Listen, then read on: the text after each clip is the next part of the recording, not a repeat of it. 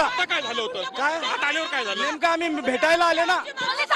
पोलिसांनी लाठीचार्ज केला, हवा सोडली. अरे तुम्ही पोलिसांच्या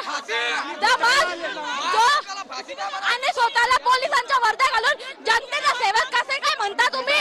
कोणी अधिकारी आला तुमच्या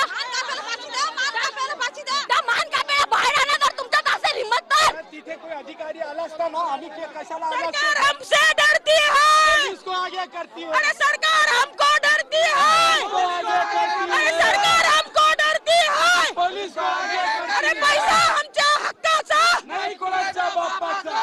आमच्या हक्काचा नाही, कुणाच्या बापाचा.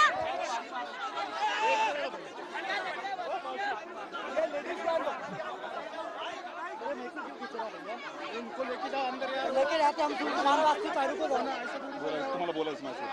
हा सर, हा सर, हा सर. जी आपण थेट जाऊयात आमचे प्रतिनिधी संतोष जाधव यांच्याकडे. संतोष, इम्तियाज जलील आपण या ठिकाणी पाहतोय, ते देखील या आंदोलनामध्ये सहभागी झालेले होते. नेमकं काय घडलंय? संभाजीनगर विभागीय आयुक्त कार्यालयासमोर एक आंदोलन करण्यात आलं होतं.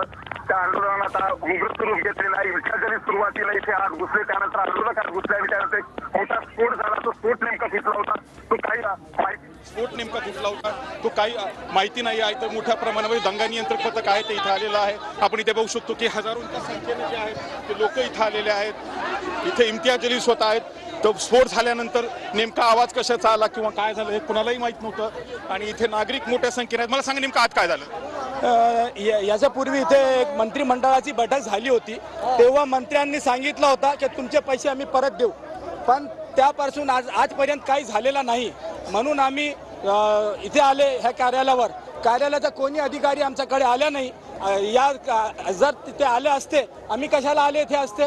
पोलिसांनी आमच्यावर इम्तियाज जलीलला मारहाण झाली. बाहेर फोडे साहेब आमच्यावर इथे मध्ये.